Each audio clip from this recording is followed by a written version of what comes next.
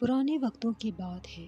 ارز و روم کے ایک شہر میں ایک بزرگ درویش اور اس کے ساتھ ایک بچہ رہتا تھا۔ بچے کا اس دنیا میں کوئی نہیں تھا۔ بچہ ہمیشہ درویش کے ساتھ ہی رہتا تھا۔ ایک روز درویش اور بچہ دونوں سفر کر رہے تھے۔ راستے میں رات پڑ گئی، اس لیے انہوں نے وہاں قیام کا ارادہ کیا اور ایک امیر آدمی کے دروازے پر دستخط دی۔ وہ امیر آدمی نہایت ہی بد اخلاق اور کنجوس تھا۔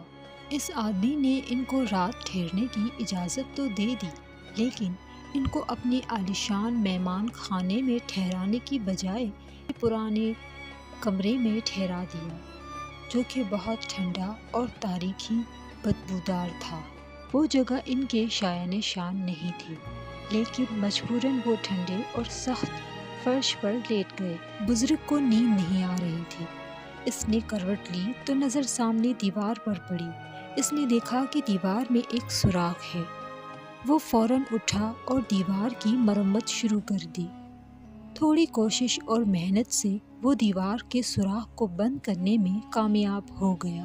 جب چھوٹے بچے کی آنکھ کھلی تو وہ بزرگ کا یہ کام دیکھ کر حیران رہ گیا اور پوچھے بنا نہیں رہ سکا۔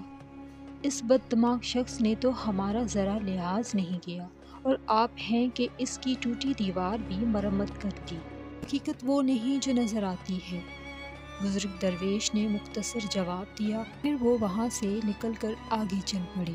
اگلے دن وہ ایک گاؤں پہنچے اور رات پڑنے پر وہاں قیام کا ارادہ کیا۔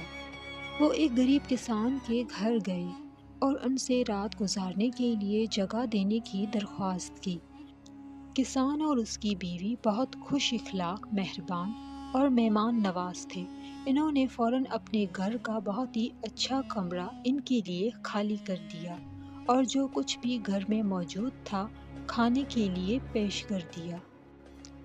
آرام دہ بستر پر انہوں نے بڑے سکون سے رات بسر کی۔ صبح جب ان کی آنکھ کھلی تو دیکھا کہ کسان کی اکلوتی گائے مری پڑی تھی۔ کسان اور اس کی بیوی اپنی گائے کے لیے رو رہے تھے، جو ان کا کل اثاثہ تھی۔ وہ اس کا دودھ بیچ کر ہی گزر بسر کرتے تھے۔ آرام دہ بستر پر انہوں نے بڑے سکون سے رات بسر کی۔ صبح جب ان کی آنکھ کھلی تو دیکھا کہ کسان کی اکلوتی گائے مری پڑی تھی۔ کسان اور اس کی بیوی اپنی گائے کے لیے رو رہے تھے، جو ان کا کل اثاثہ تھی۔ وہ اس کا دودھ بیچ کر ہی گزر بسر کرتے تھے۔ چھوٹے بچے نے یہ دیکھ کر بہت افسوس کیا۔ آپ نے یہ سب کیوں ہونے دیا، جبکہ آپ کو پتا تھا کہ یہ ایک گائے ان کا کل اثاثہ تھی؟ اس نے بزرگ درویش سے پوچھا۔ حقیقت وہ نہیں جو نظر آتی ہے، بزرگ نے صرف اتنا کہا۔ بچے نے پوچھا، بتائیں آپ نے ایسا کیوں کیا؟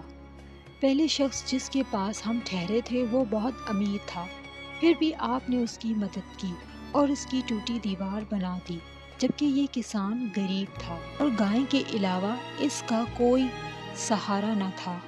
اس نے اپنا سب کچھ ہمارے لیے پیش کر دیا، پھر بھی آپ نے اس کی گائے کو مر جانے دیا۔ حقیقت وہ نہیں جو نظر آتی ہے۔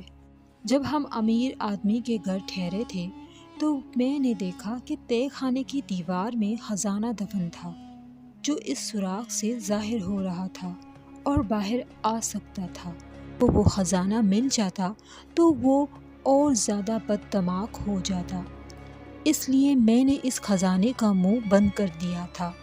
پھر جب ہم غریب کسان کے گھر ٹھہرے تو میں نے دیکھا کہ وہاں موت کا فرشتہ آیا ہے، جو کسان کی بیوی کی جان لینا چاہتا تھا۔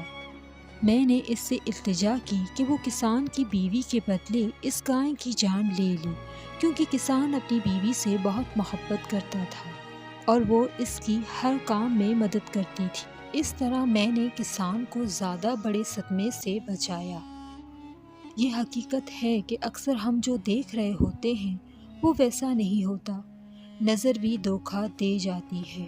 جو کچھ ہمارے ساتھ ہو رہا ہوتا ہے وہ اللہ کی طرف سے ٹھیک ہو رہا ہوتا ہے، لیکن ہم حقیقت کو سمجھ نہیں پاتے اور جلد بازی میں غلط نتیجہ نکال لیتے ہیں۔